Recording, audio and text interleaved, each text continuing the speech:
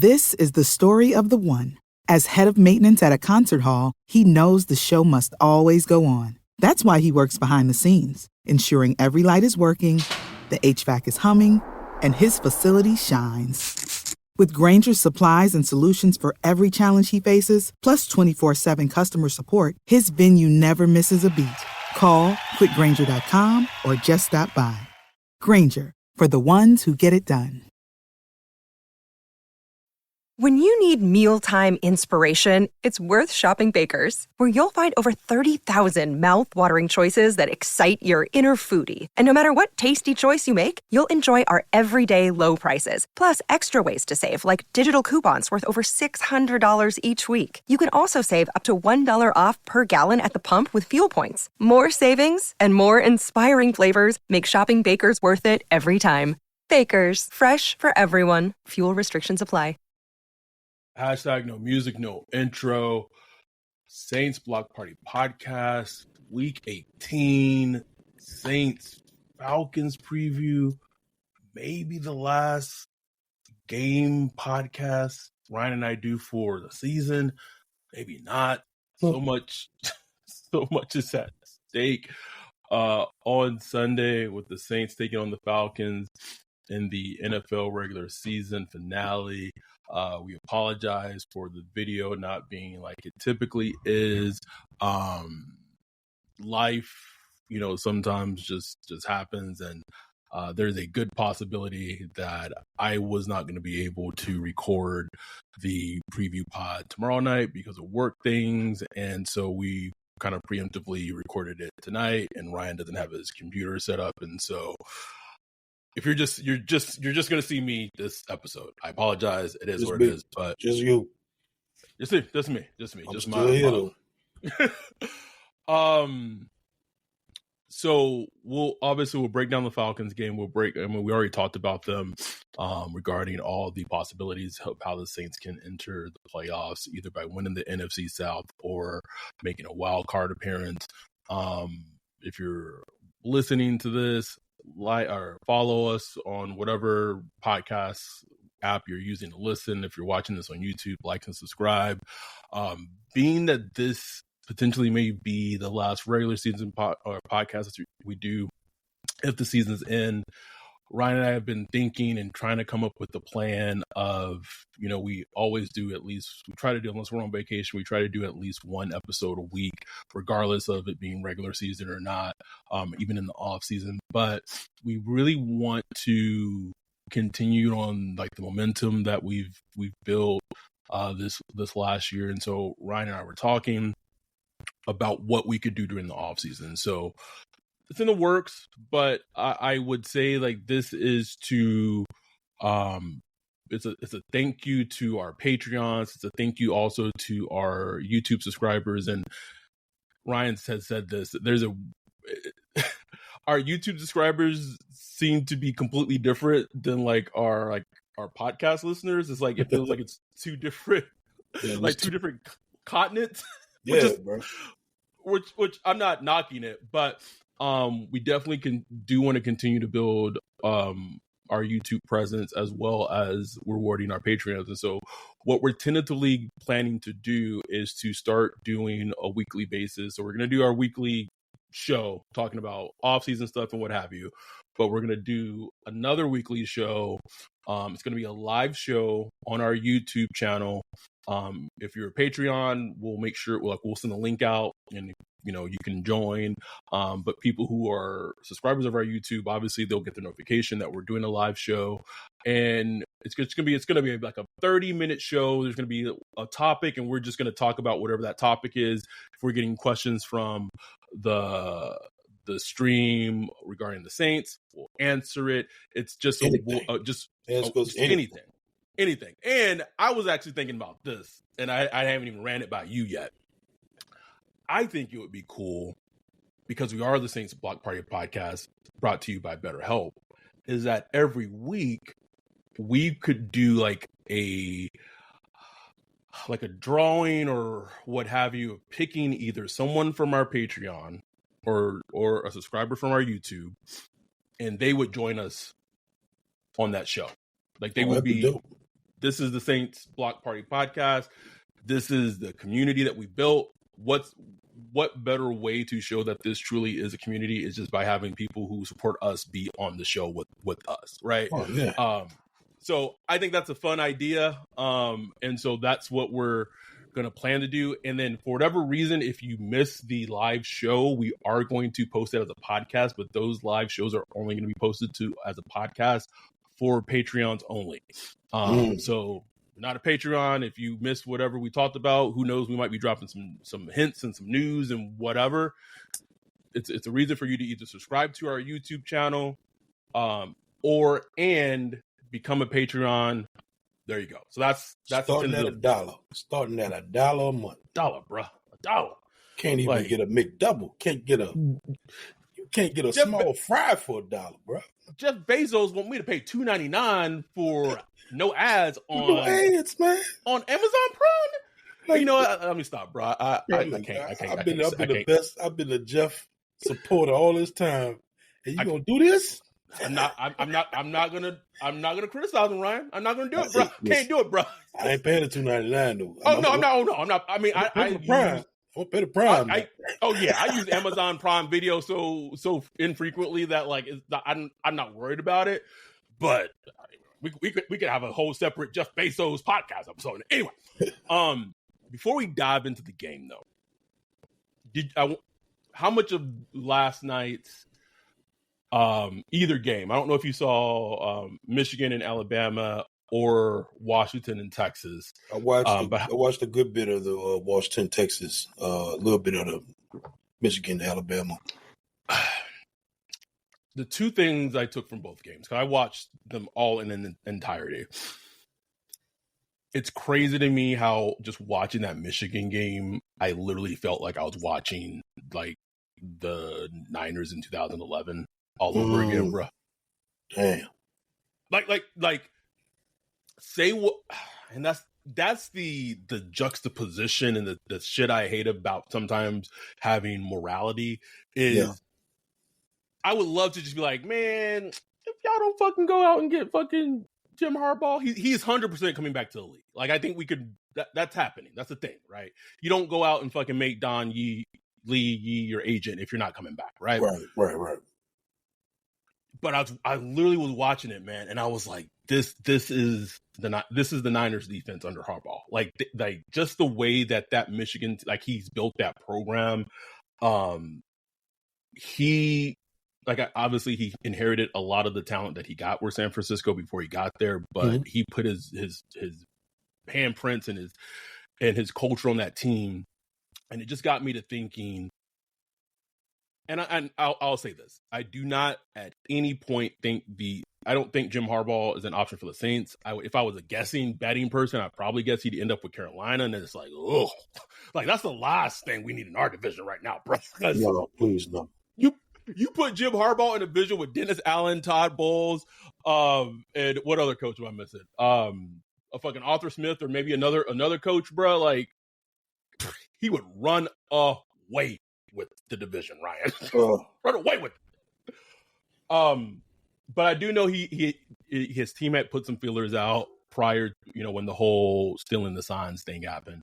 But it's just a long-winded example of just saying that is what when you think of a good coach, that is what you think of. Like, if you have a Jim Harbaugh team, or even John Harbaugh for that matter, you're getting a team that's going to be coached well, that's going to be physical. The defense is more than likely going to be good. Offensively, they're going to run the ball a lot. Maybe they don't have the best quarterback, but they're going to have an identity about themselves where they're going to be bullies up front, offensive line, defensive line. Like, there's an identity to those teams, right? And it just goes back to how, with Dennis Allen at the helm, this is ending the end of season 2.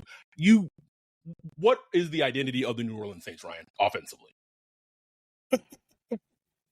Never had what? They never had offensive identity. None. Not a single thing. What is the identity of them defensively? Like a sometimes decently good secondary. Just Like scrappy defense. I don't know. I don't.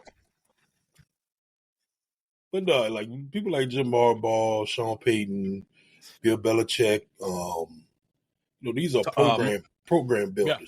Mike Tomlin. Mike Tomlin. They're program builders. They're not just X's and O's, and they come in and they completely rebuild everything from every office, every department, scouting, recruiting, where you sell tickets, everything. And, where they practice, the way they, everything you could think of, and the buck stops with them, period. You know what I'm saying? Like, and, that lot good and bad comes with that. You know what I'm saying? Like, yes, it does. You just see with Sean Payton, he's been catching a lot of heat past, week or two. And that comes with the job. You got to rebuild a program. You're going to get rid of some people that fans like. You're going to piss some people off. You are going to ruffle some feathers. Absolutely. And, and that's what the Saints need. But we know we are at the point. We're at the point of the Saints where we know Dennis Allen isn't going anywhere this season. He's not getting fired this offseason. So, it's still always going to be hashtag fires Dennis Allen. But, you just get to a point where it's like, okay, we beating a dead horse. I don't care, Ryan. This dead. I am taking out an AK-47. If anyone is a horse fan, I apologize. If anyone's a member of PETA, I also apologize. Like what I'm about to say. Every fucking chance I get, Ryan. Every chance I get. And I love horses. Somebody gonna be triggered by that, bro. I know, bro. That's why I tried to. As soon as I started, I was like, let me preface this, right? But I still was gonna say it because that's just me. Let's go to this Texas-Washington game, and it caused a lot of like discussion in Saints Twitter and things. Yeah, thirsty. It would. Here's what I would say. This is the only thing I'm going to say. Well, not the only thing, but there's a thing that stands out to me. I would find it almost fucking impossible that you have a quarterback with that talent, and I could break down the pros and the cons of Michael Penix Jr. But he was in your building, on your couch, feet up. You would have to be blind if you were not Mickey Loomis, if you were not Jeff Ireland, Dennis, what is it, Lachey, I don't fucking know his name. Lashana. To have watched that game and not thought, oh shit. Right? Like, yeah. I started watching a little of Penix, I would say like maybe like a week or two ago, just because this was still kind of like we were in the unknown of like, is Dennis Allen going to stay? Is he going to go? Like, if they're picking at 13, Penix was like the likely one that may have fell to them, and they didn't have to trade up to get him and whatever. And I just watched a couple of snaps, and I was just like, I'm telling it's legit, bro. Like, yeah. Watching all of that game last night, him coming into the league as a rookie, he probably already has, just arm talent wise alone, a top 6-ish NFL arm. But the thing that impressed me the most about him last night, watching him, is that because he's torn his ACL twice, and honestly, like, if we being real, like, tearing your ACL twice, like, that should give him a green star on the Saints board, bro. We love drafting injured players. Shit, we like, ooh, injuries? Ooh. like this is like the fucking quarterback version of Curry Foot? No, well, I was him too, because he didn't have no cartilage in his knees. Kikaha, bro. Like, Kikaha didn't have no knees, bro. No knees. No knees. So he doesn't like to scramble. He doesn't like to run. He likes winning from the pocket. And there were plays last night, arm talent aside, all that aside, just the way he was able to move, navigate in the pocket, step up in the pocket, evade the rush, but not scramble, eyes down the field, and throw absolute fucking darts, Ryan. Darts, bro. Darts. I had never watched him at all. I haven't watched one snap of Penix until last night. And I was like, well, goddamn. Right? Like this is nice right here. You know what I'm saying? Like I could get with this right here. Like we'll see. You know, we'll break him down further. You know, we will. But like eye test initially, you could see it. Period. You could see it, and then if you're Mickey Loomis and you're Jeff Ireland, and maybe not Mickey, because I know he's a smart football person. I don't want to like downgrade, but you can't tell me that you cannot envision an offense that he's at the forefront. He's throwing bombs to Chris Olave. He's throwing bombs to Rashid Shaheed. He's actually using the middle of and you're in they're in a perfect position as a team. And I'm going on this long tangent, knowing that there's no chance in hell that they're going to draft a quarterback. I just need to get this out, right?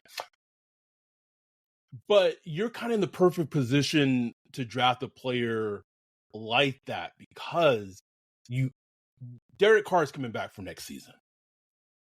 He is what? You've said Derek Carr is what? He is the perfect bridge quarterback, kind of that tier. Man, you draft Penix, you don't even have to play him next year. Nope. And just let him sit and he don't have to do nothing. And maybe that, I know he's healthy, but there's no chance of him hurting himself next year as a rookie and just learn the offense. And DA probably would be fired after next season if it didn't go well. So then he starts kind of fresh with a new a head coach and an offensive system. If there's a year to do it, bruh, it's this year. Absolutely.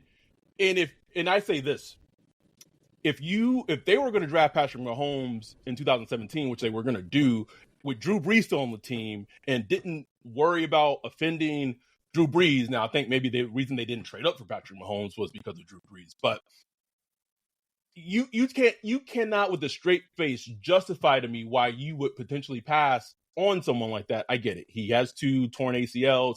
I think he's old. He's been in college 6 seasons, so he's older. So I think he's 22, 23. So he's an older, and he'll be an older rookie. But that can't be the reason as to why you pass on a player like that. No. To me, it just makes 100% sense. Not even just him. We're talking about him, but just quarterback in the first round in general. Correct. Just from a business standpoint, this is a quarterback league. You've seen since Drew Brees left how hard it is to, get somebody at that position, a franchise quarterback. The rookie deal is almost like a lottery ticket. When you hit now, you got to hit on the quarterback now. Got to. When you hit, it's like a lottery ticket. You get 4 to 5 years in control of a player on a cheap deal.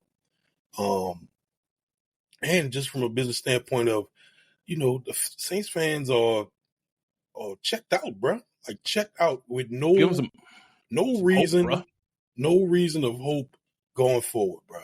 There's nothing they could really do this offseason that could really be like, okay, man, we back. You know what I'm saying? Or we on our way back or something like that. Yep. Nothing they could do. Except getting a quarterback. Now you're like, okay, we might be building something. Though, regardless of what happened with DA or whatever. All that. It just makes too much sense. Let me give you this example, right? 2020. Okay. The Packers drafted Jordan Love at 25 overall. I remember all the reports that came after it. Even NFL, big NFL media was slamming the Packers for not going out and helping Aaron Rodgers, not getting him a weapon, Aaron Rodgers was pissed. The Packers are an annoying franchise. Let me preface by saying that you go from fucking far, you go from Rodgers, and now maybe you have Jordan Love. And Jordan Love's this season did not start out great. He was very up and down, and at times he looked not great. But if you watch that Sunday Night Football game he had against the Vikings. Hmm. Some of the throws Jordan Love was throwing in that game, bruh. Unbelievable. Like, this is like not set, just like ridiculous throws, bruh. Yeah, and he does that every week. He'll do one or two throws where it's like, oof. And you see it. And you saw that with him in college, you know what I'm saying? Yeah, but you did. So, and they, all the criticism they took for that, sitting him on the bench all those years. Talk about it. And then, this final year comes and, they sign him to like a little manageable, incentive-laden deal. And now they set up, bro. Not saying he's going to be like this world beater, top 5 quarterback, but he's something you could build around going forward. Yes. They got young receivers with him. They're growing together. Got some weapons growing. All of a sudden, it's like, oh, they got weapons now. You know what I'm saying? Like, and now you get it's just a fresh start, And man, like, when can the Saints do that, bro? And it's because a smart organization had the foresight, bro. Like, that's really what it boils down to. Because you, as a franchise, have to tell yourself, we don't care. We might catch the ire of our starting quarterback, who's a franchise quarterback, who blah blah. You're going to take that hit, but you take that hit, and if you end up as a team being right about the quarterback that you drafted in the first round, you are changing your whole potential, like, where you are as a franchise for years to come and seasons to come. And that's why I go back to the whole thing that Mickey said on the WWL head of just like, they're not thinking about the future. Like, it's your job to think about the future. Literally. Like that's what you have to be doing. So I don't want to get, we'll dive into the draft, but I just wanted, it was just on everyone's mind. It's fresh. The performance he had. And here's where it gets spicy though. Our bodies come in different shapes and sizes, so doesn't it make sense that our weight loss plans should too? That's the beauty of Noom. They build a personal plan that factors in dietary restrictions, medical issues, and other personal needs so your plan works for you. Noom doesn't restrict or shame when you want to treat yourself. Their flexible program focuses on progress instead of perfection. You don't have to give up carbs or anything. And with their daily lessons, you can learn something new about your food choices every day. After just a few days of using the app, I learned how to recognize cues for overeating and how to choose the right foods to feel full. Stay focused on what's important to you with Noom's psychology and biology-based approach. Sign up for your trial today at Noom.com. That's Noom.com. And check out Noom's first ever cookbook, The Noom Kitchen, for 100 healthy and delicious recipes to promote better living. Available to buy now wherever books are sold. When you need mealtime inspiration, it's worth shopping Baker's, where you'll find over 30,000 mouth-watering choices that excite your inner foodie. And no matter what tasty choice you make, you'll enjoy our everyday low prices, plus extra ways to save, like digital coupons worth over $600 each week. You can also save up to $1 off per gallon at the pump with fuel points. More savings and more inspiring flavors make shopping Baker's worth it every time. Baker's, fresh for everyone. Fuel restrictions apply. This episode of the Saints Block Party podcast is brought to you by BetterHelp.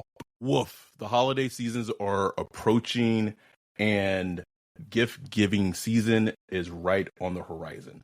What do you do to give gifts?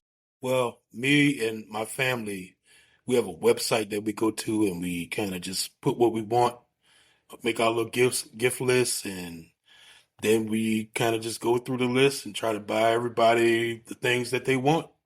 And if you get it, you get it. If you don't, you don't. Well, whether or not your family gives gifts during the holidays, you get to define how you give to yourself. And the holidays are a great time to do that. Best way to start is indulging in self-care. No better place to start than BetterHelp. With BetterHelp, you can give to yourself, starting therapy, giving yourself self-care, and learn positive coping skills. It's simple, it's convenient. You get matched with a licensed therapist, and you can switch therapists anytime at no additional charge. In the season of giving, give yourself what you need with BetterHelp. Visit betterhelp.com/whodat today to get 10% off your first month. Again, that's BetterHelp, lp.com/whodat. I am fucking fascinated to see Washington against Michigan, because to me, also a trigger warning, it feels very Saints versus Niners in the divisional round playoffs. Mm-hmm. You have a team that has built their identity on defense, being just a bully defensively, exotic, pass rushes, like whatever. Strong run offense for Michigan, quarterback kind of but just bullies up front everywhere, right? And then you got Washington, the explosive offense, the that could just put up numbers and score in a hurry and just in a blink of an eye go down the field.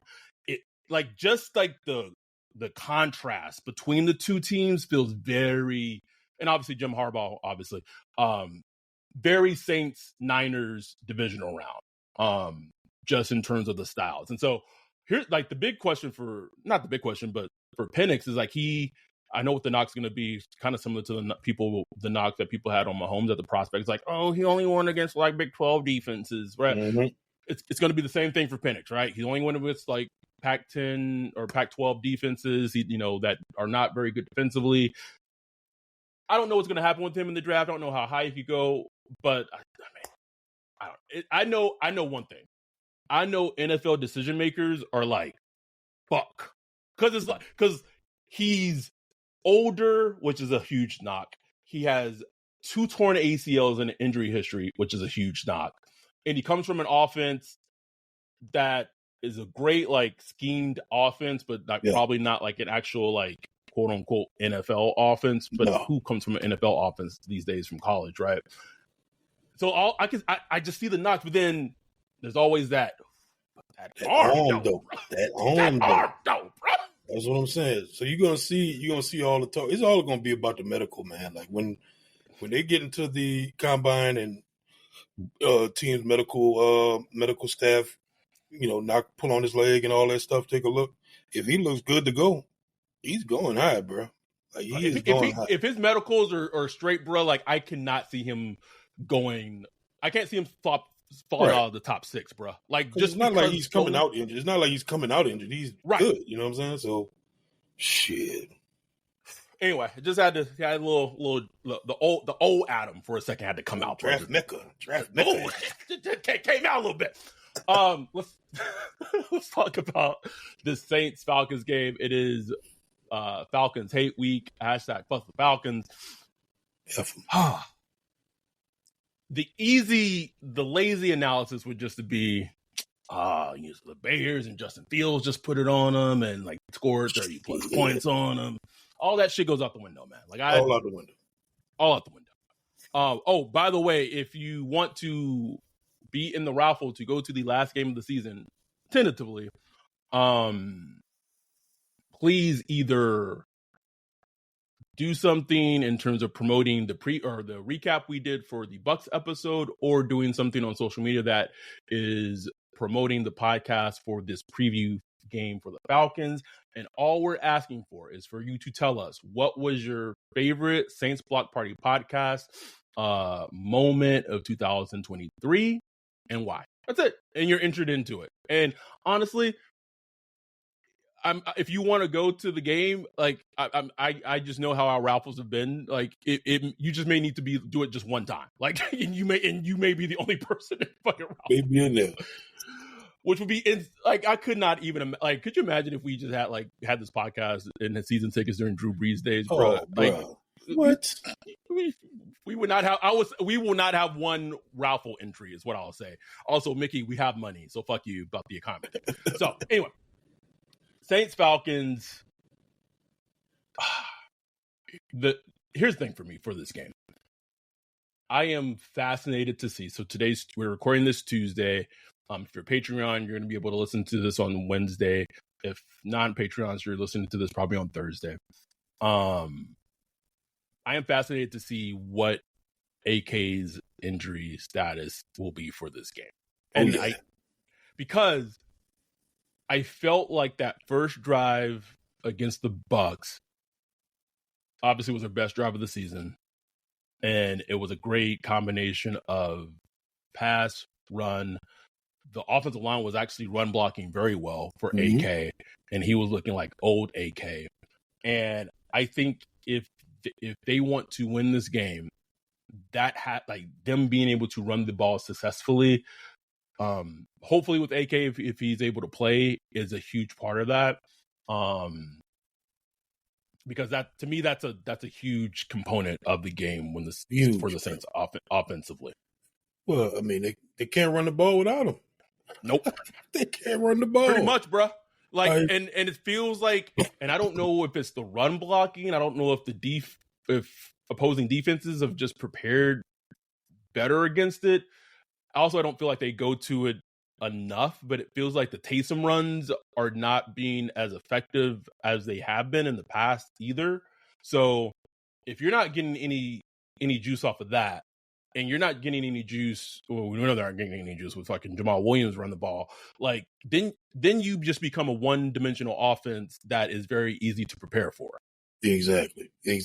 Which is why even if they're running Jamal Williams and he's not getting much, they might have to just kind of stick with it, as annoying as it is, just to stick with that play action. Because I'm telling you, bro, like when the Saints and Pete Carmichael are running play action, you know, that's the best Derek Carr you're gonna get right there. Yes. And it was clear against the Bucks, bro. Clear. And against the Giants too. And against the Giants. So it's like they need to stick with that, even if it risks, 2 yards in the cloud of dust with Jamal Williams. It's gonna be interesting, bro. Because look, I mean, I just throw that Bears game out. It was like a ugly, just terrible weather. Bijan Robinson, he still averaged like 5 yards per carry. Tyler Heineke was horrible. He was like 10 of 29.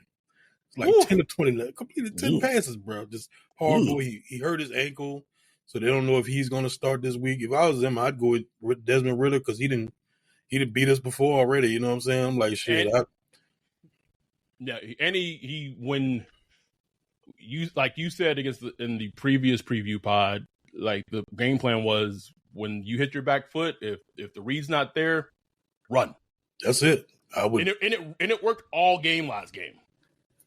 Like, why change it up? You know what I'm saying? Unless the Saints defense stop it, why change it up?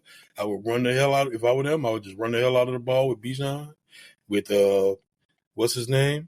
Tyler Algier. He busted off like a 75-yard catch and run. Like, bro, like the Saints defense, they you can do pretty good against Rashad White and the Bucks' little offensive run blocking, but like I got to see you stop the Falcons run game. I got to see that because they have not stopped it in the last 3 games that they've played against the Falcons. No, and against anybody else, really. You know what I'm saying? That's true. Yeah. So,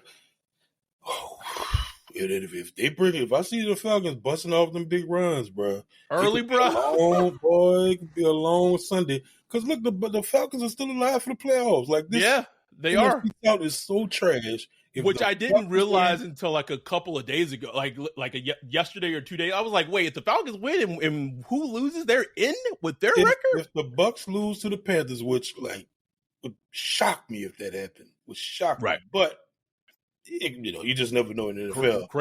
Crazier things have happened. And then the Falcons win, they will be the 4th seed, bro. They will be a higher seed than the Lions. You know what I'm saying? That's just crazy. That's just crazy to me, man. But it can happen. So they have everything to fight for. Arthur Smith fighting for his life right now. Fighting for his life. Literally. Literally. No, not literally. Sorry. He's not going to. Coaching life. Fighting for his coaching life right now. So, I think they're going to put out a good effort, man. I don't think they're going to give up. Some think, well, since they're close to drafting high or whatever, maybe want a quarterback, maybe. But I don't see any reason why Arthur Smith would, start sitting players and shit like that. He has no reason. He has no reason to do that. So unless order came down from the top, I don't know. I am going to give you an analogy. Is that The Falcons are literally in the same position that the Saints were against the Bucs last week. Yep. We like all the parallels, right? They came off a nasty loss. Obviously, the Saints had a longer like break in terms of like 10 days from the Rams game to the Bucs game, but came off a nasty loss. It was embarrassing.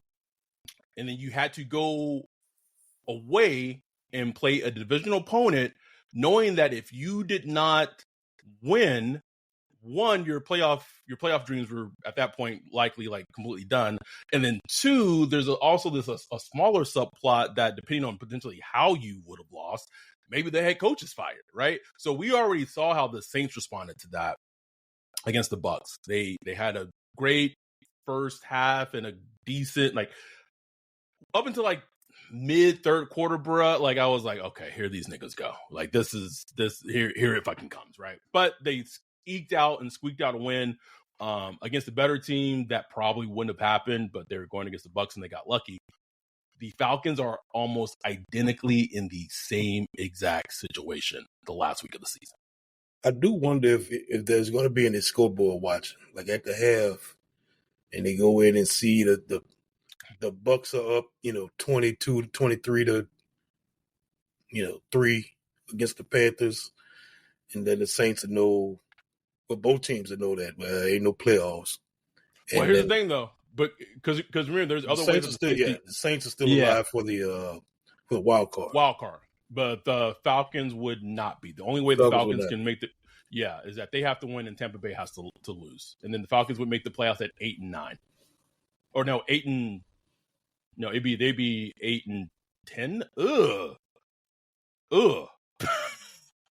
8-9. Yeah, 8-9. I'm not dumb. Yeah. Yeah. So that's the only way that the Falcons make the playoffs, and then the Saints make the playoffs by winning in Tampa Bay, either losing or tying with the Panthers, or the Saints tie and the Bucs lose, and they would clinch the NFC South. And then the only other way, other than them winning the NFC South, is that they can make the playoffs is via a wild card berth, is that they would have to win. The Seahawks would have to either lose or tie against the Cardinals, and then Green Bay would have to lose or tie against the Lions. I want to say Lions. Okay. Yeah, but the Lions may not have anything to play for, if I remember correctly. Yeah, I mean, according to Campbell, he says they're playing, but you never know. You don't never know if they tell the truth. They may be playing until like halftime, and then they're not playing. Exactly. So that's pretty much it. So either the Saints, either way, the Saints either have to win or tie, and the Seahawks and the Packers either have to lose. Will have to lose. So it's so weird.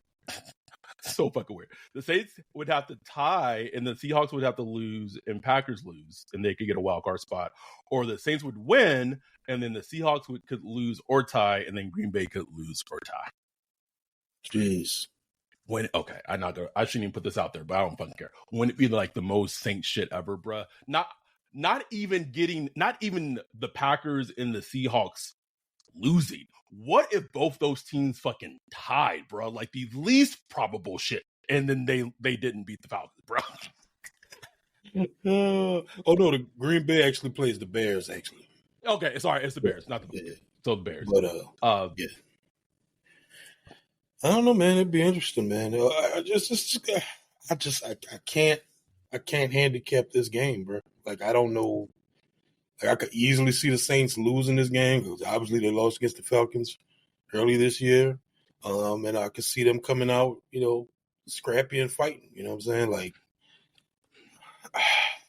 I do expect them to get the Falcons' best shot, like from jump, just like the Bucs got the Saints' best shot from jump. And what the Saints are going to have to do, and is if they come out and get punched in the mouth, they're going to have to withstand it and come out with a counter punch. And that's things that I think it goes back to coaching that we've seen a lot in DA's first two seasons with the Saints, is that they came back against they came back against the Colts this year And then last year, if I remember correctly, they made, it was back and forth against the Seahawks. But oftentimes when teams come out and punch the Saints in the mouth, then like score a touchdown and go up, bruh, it feels, I'm not saying every time, but like oftentimes it feels like that's a game. Yeah. Which is an insane position to be, a feeling to have as a fan, Ryan. Insane, bro.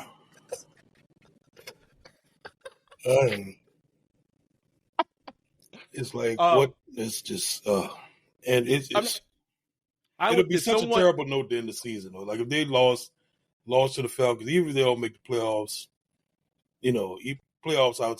Just throw the playoffs out. Just losing to the Falcons in the season would be such a, especially this Falcons team, would be such a downer going into the offseason, man. Just like last offseason. You would have 2 seasons ending of you losing to divisional teams. And that Panthers team was worse than this Falcons team. Oh, yeah. And it would be such a downer. I'm going to ask one of whoever we have, our listeners, we have a listener look up these past 2 seasons that if the Saints opposing team scored a touchdown first, it doesn't have to be the first drive, just like score 0-0. If the opposing team touches touchdown first, how many of those games did the Saints actually end up winning? It's a good little stat. I'd be fascinated to know, bro. I would be fascinated to know, because if it's not that many games, that to me is just very, I mean, a lot of things are indicative, but that to me is just so indicative of like the coaching of like, if a team comes out and punches you in the mouth and they score first, like everyone kind of just like, I don't have the coaching. I don't have the coaching ability to fight back. Like that's it. I don't know what you want me to do. You can't live like that in 2024 in today's NFL, right? You can't do it, bro. You can't. Yeah, I was just laughing at DA, bro, because DA, he was talking about how, look, it's hard to win in the NFL. It's hard to win. And I guess he had this thing where he told the players, like, you got to be great against hard or something like that. It was weird. I was like, what? Got to be good against hard. To my girl there. But I was just thinking about it. Like, from his perspective, it really is hard to win in the NFL, bro. Like, with 22, 23 games, hard out there, bro. And for like other coaches, it's like it's hard, but it's not that hard, nigga. Like that hard, damn. nigga, real dumb out here.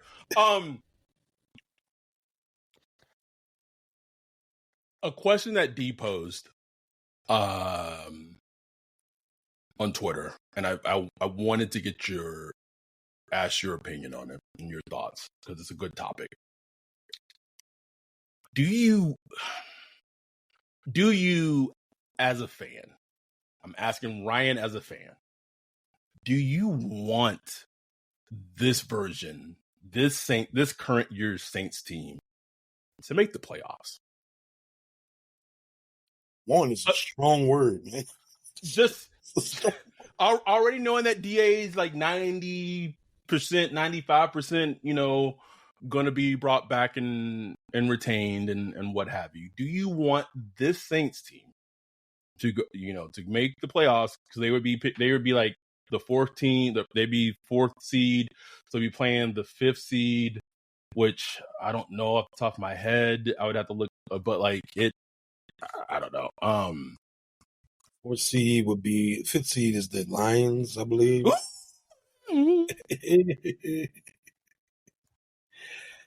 Yeah, I think it would be the Lions, wouldn't it? Potentially. Mm-hmm. No, it wouldn't be the Lions, because they're winning their division. They're winning the Lions are like the 3rd seed. It would be the Eagles as of right now. Oh yeah. Here's the crazy thing, Ryan. I'm gonna put this out there. I think it sounds weird to say, because I know you and I have been like super fucking hard on this team recently, all deserved. I think that Eagles Saints game would be kind of like a coin flip, bruh. Yeah, I mean, this Eagles team? With this Eagles team. Right. This Eagles team. I think that game would be a coin flip, honestly. I mean, yeah. Look, bro, if the Saints got to the playoffs, man, like, it'll be annoying. But, man, I'm going to be right here on the Zoom. Right here. I'll say right this. Here on the Zoom, bro. On the Zoom, Matt, I will say this. If this Saints team made the playoffs and went against the Eagles, and it would be a home game, so it'd be in New Orleans, and they can do some stuff against the Eagles, and they get a win against the Eagles in the playoffs on Zoom, bro. Like that would be just a highlight of our podcast for them to be in the playoffs, be playing well in the playoffs, and win a playoff game. Like that just from that perspective, right? Like the Zoom would be lit, all of it. It'll be a fun time to have. What it would mean long term? That come down from reality afterwards, though, will be because you know Loomis and them, they gonna be feeling themselves, bro. They go. It would tell nothing. It would be the definition of Little Gamora asking Thanos, "What did it cost, bro?" like she's asking all of us that as soon as the game ends, bro. Clock struck 0-0. Monday morning, we waking up on Little Gamora's like at our bed. Did you do it? What did it cost? Everything, bro. Every fucking thing. But you know what, man? If it came with that, it kind of is what it is. Obviously, we have our concerns in just of like the long lasting decisions and how it could like just be ungood for the Saints' future going forward, bro. But like, I don't know different. You in the past, you ever get with someone and you knew it was the absolute worst fucking thing. You knew, bro. But that 2 hours, 3 hours, y'all were together, bro. Feel like so you bust one, bro. You like, fuck it, just do. That would be the Saints. Would be the Saints when the playoff came against the Eagles. It would be hilarious. I'd be here for it though, because I hate the Eagles. Well, especially I hate the fans. Yes. So I take it, bro. Like any kind of playoff win, but man, we'll see, man. We will see. Because they have yet to do anything to convince me that they could do anything. Because they have yet to have like two consistent performances, good performances. Wait, did they? Okay, so they won that Colts game. Was the Bears game after the Colts game? I believe so. I think it was, and even that Bears game, the Bears game was kind of like, bruh. I was not thinking like I didn't think they were gonna pull that shit out, bruh. I did not think they would at all, and honestly, probably if Justin Fields was playing, they probably wouldn't have, honestly. But I digress. One last thing, can we give some small love to our dude, Joey's dude? Bonfire, Zach Bond. Can we, baby? He was featured on a Baldy breakdown, bruh. People probably don't even know that Baldy's been on our podcast. Like that was a long time ago, bro.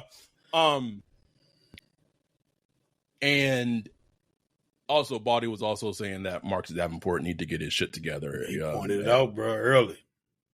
Bro, I might have to find that, pull that up, and just make that a clip to like the Vikings Twitter when they be talking about it, bro. That was from 2020, right? That was 4 years ago, bro. Man, told you who he was.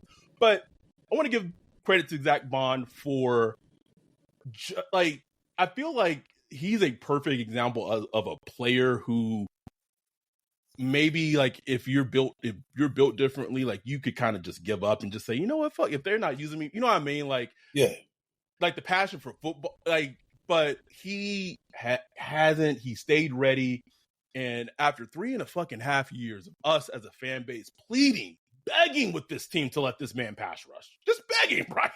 Need them something, just a part-time pass rusher. on third downs, bro. That's all we was asking for. They did it in the Giants game, and then they did it against the Bucks. And the times and opportunities that he's had to rush the passer, shocker, spoiler alert, he looks like he did in college. He is good at rushing the passer. He hit the rip and the spin. I was like, man, look at that. So I'm do some power. I'm like, all right, Zach boy. 5'3".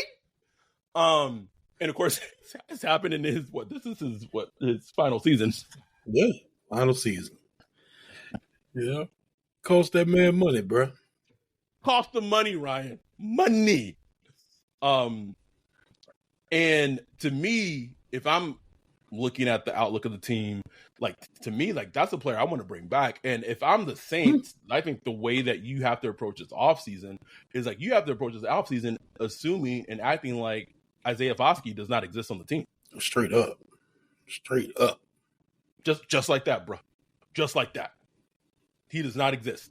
Like whatever you get from him, he basically is like he was drafted lower, but he's basically man, they gotta get a pass rush, bro, because he's just like he's becoming the second round Peyton Turner, Ryan. Bro, like why is he not on IR? Him, Kendra, bro. Kendra, like what are y'all doing, man? We just got a W head coach that don't understand how the IR system. He's like, what, they come back? Oh, I thought it was the old. No, I know that's what it is.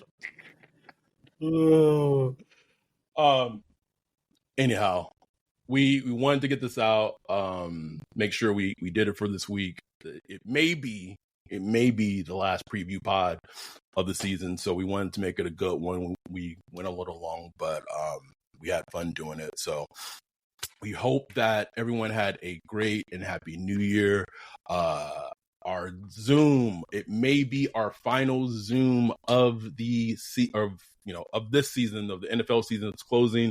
So if you are a Patreon, hop in the Zoom on Sunday, make it a memorable one. It's good vibes. We're all watching the game and having fun and just enjoying the game. And we don't, whatever happens, we know the highs are highs and the lows are hilarious. It's what it becomes. Like that's it.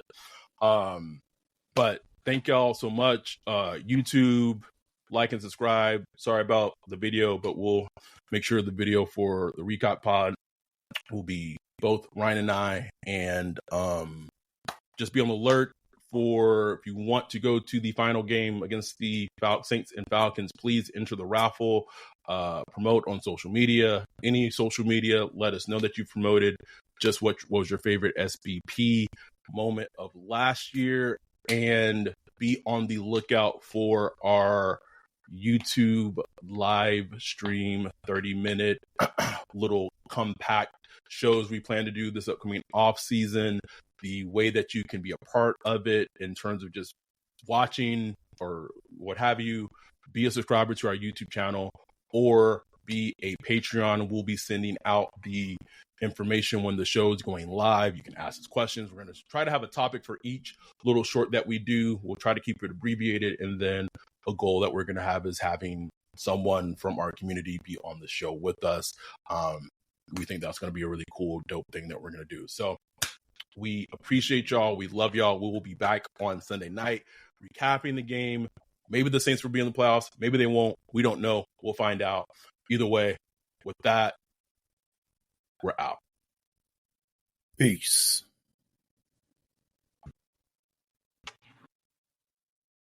This is the story of the one.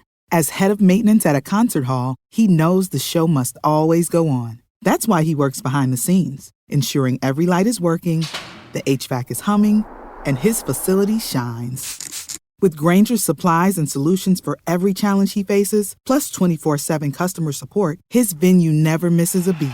Call quickgrainger.com or just stop by. Grainger, for the ones who get it done.